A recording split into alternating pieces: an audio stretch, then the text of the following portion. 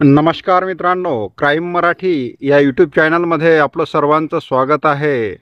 मित्रांनो, आज आपण बघणार आहोत भावाने केला चुलत बहिणीचा खून.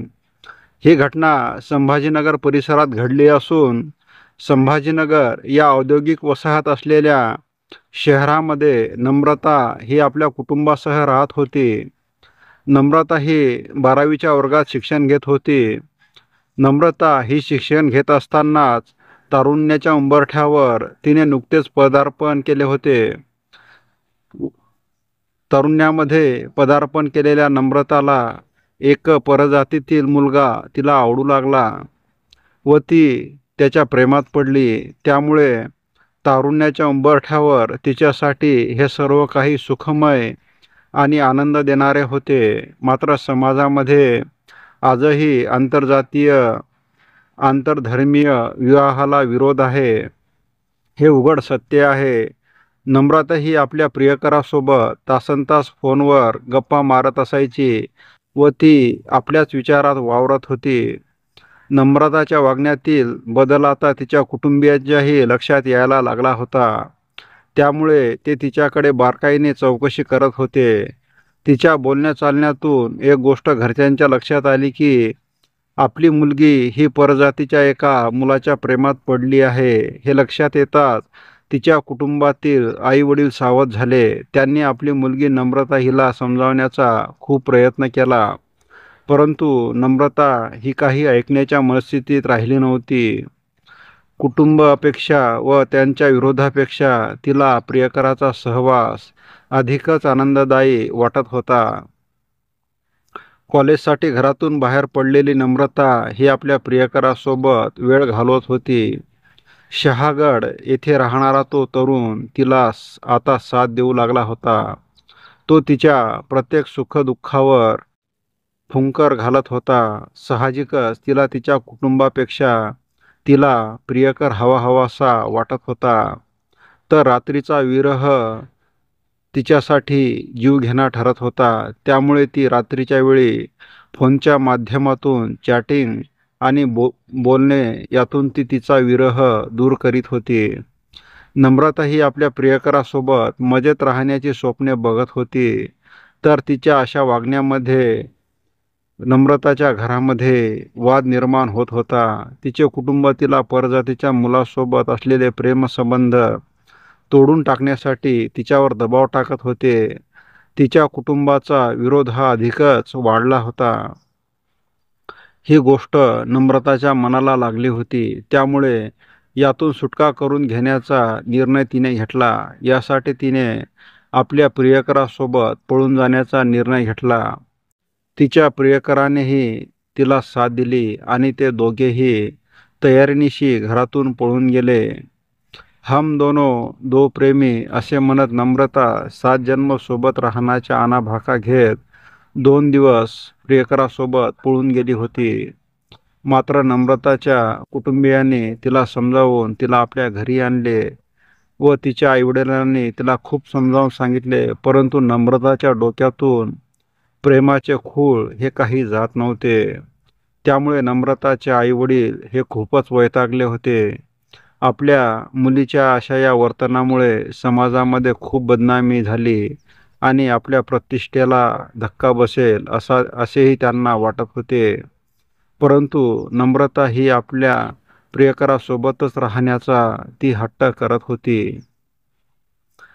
तिच्या वडिलांनी तिची समजूत काढण्यासाठी तिला संभाजीनगरच्या मधील वळदगाव येथे तिच्या काकाकडे पाठवले. त्यानंतर 8 दिवसापासून ती तिच्या काकाकडे राहत होती. तिचे काकाही तिची समजूत काढण्याचा प्रयत्न करत होते, परंतु नम्रता ही त्या मुलासोबतचे प्रेमसंबंध संपवण्यास नकार देत होती. तिच्या अशा या वागण्यामुळे सर्वजण हतबल झाले होते. अखेरीस तिचा चुलत भाऊ ऋषिकेश याने या प्रकारावर उपाय शोधून काढला. त्याने आपली चुलत बहीण नम्रता हिला विश्वासात घेऊन आपण तुझ्या प्रियकराला भेटायला जाऊ असे सांगितले. ती आपल्या चुलत भावावर विश्वास ठेवून ती त्याच्यासोबत जाण्यास तयार झाली. दिनांक 6 जानेवारी 25 रोजी ऋषिकेश हा आपली चुलत बहीण नम्रता हिला गाडीवर घेऊन तिसगाव परिसरातील खवड्या डोंगरावर पोहोचला. त्या दरम्यान गाडीवर असतानाही तो आपल्या बहिणीला समजावून सांगण्याचा प्रयत्न करत होता. आपल्या बोलण्यातून नम्रता आपला विचार बदलेल असा त्याला ठाम विश्वास वाटत होता. मात्र त्याच्या पदरात निराशा पडली. ते दोघेही मोटरसायकलने डोंगरावरून जाताना त्याला डोंगराच्या पायथ्याशी क्रिकेट खेळत असणाऱ्या काही युवकांनी पाहिले होते. त्या ओसाड माळरानावर परिसरातील महाविद्यालयातील अनेक प्रेमीयुगल त्या ठिकाणी फिरत असतात. त्यामुळे क्रिकेट खेळणाऱ्या युवकांनी त्या दोघांकडे दुर्लक्ष केले. दुचाकीवरून ऋषिकेश हा आपली चुलत बहीण नम्रताला घेऊन आला होता. ते दोघेही प्रेमयुगल असतील असा त्या क्रिकेट खेळणाऱ्या युवकांना वाटले. ते आपल्या क्रिकेट खेळण्यात रंगून गेले. तर ऋषिकेश हा नम्रता हिला खवड्या डोंगरावर घेऊन गेला. पण तेथे काही नम्रताचा प्रियकर नम्रताला दिसला नाही. तिचा प्रियकर तिथे न दिसल्याने ती आपल्या भावावर चिडली. रागाच्या भरात तिने आपण आपल्या प्रियकरासोबतच लग्न करणार असल्याचेही ठामपणे आपल्या चुलत भावाला सांगितले. त्यानंतर मात्र तिचा चुलत भाऊ ऋषिकेश याच्या रागाचा पारा चढला. त्यावेळी ते दोघेही दरीच्या काठावरच उभे होते. खाली 200 फूट खोल दरी होती. खाली अणकुचीदार आणि भले मोठे दगड असल्याचेही ऋषिकेशने पाहिले होते. नम्रता ही आपल्या मतावर ठाम असल्यामुळे ऋषिकेशच्या तळपायाची आग मस्तकात गेली. नम्रताचा नकार आणि परिसरात सुरू असलेल्या क्रिकेटचा आवाज या दोनच गोष्टी ऋषिकेशच्या कानावर पडत होत्या. त्यामुळे ऋषिकेश याने कुठलाही विलंब न करता आपली चुलत बहीण नम्रता हिला 200 फूट खोल असलेल्या दरीत ढकलून दिले. तर दुसरीकडे क्रिकेटच्या सामन्यासाठी लाईव्ह कव्हरेज करणाऱ्या ड्रोनने हा सर्व प्रकार आपल्या कॅमेऱ्यामध्ये कॅच केला होता. आपल्या चुलत बहिणीला डोंगरावरून खाली फेकून देत घराकडे निघालेल्या ऋषिकेशच्या हालचाली त्या कॅमेऱ्यामध्ये टिपल्या गेल्या होत्या. कॅमेरा चालवणाऱ्या युवकाने ही गोष्ट आपल्या मित्रांना सांगितली. तर क्रिकेट खेळणाऱ्या युवकांनी मॅच अर्धवट सोडून घरी परतण्याच्या तयारीत असलेल्या ऋषिकेशला पकडले. डोंगरावर जाताना ऋषिकेशसोबत एक मुलगी असल्याचे त्या सर्वांनी पाहिले होते. मात्र आता तो एकटाच परत येत असल्याने त्याच्या सर्व हालचाली टिपल्या गेल्या होत्या. त्यामुळे सर्वांनी त्याला पकडून ती माहिती पोलिसांना दिली. त्या युवकांच्या मदतीमुळे MIDC वाळूज परिसरातील पोलिसांना या घटनेची माहिती मिळाली. पोलीस पथकाने तात्काळ घटनास्थळाला भेट दिली. त्या दरम्यान 200 फूट खोल दरीत कोसळलेल्या नम्रताचा त्या ठिकाणी जागीच मृत्यू झाला होता. सर्वांच्या मदतीने नम्रता हिला गाठी रुग्णालयात उपचारासाठी नेण्यात आले. मात्र वैद्यकीय तपासानंतर डॉक्टरांनी तिला मृत घोषित केले.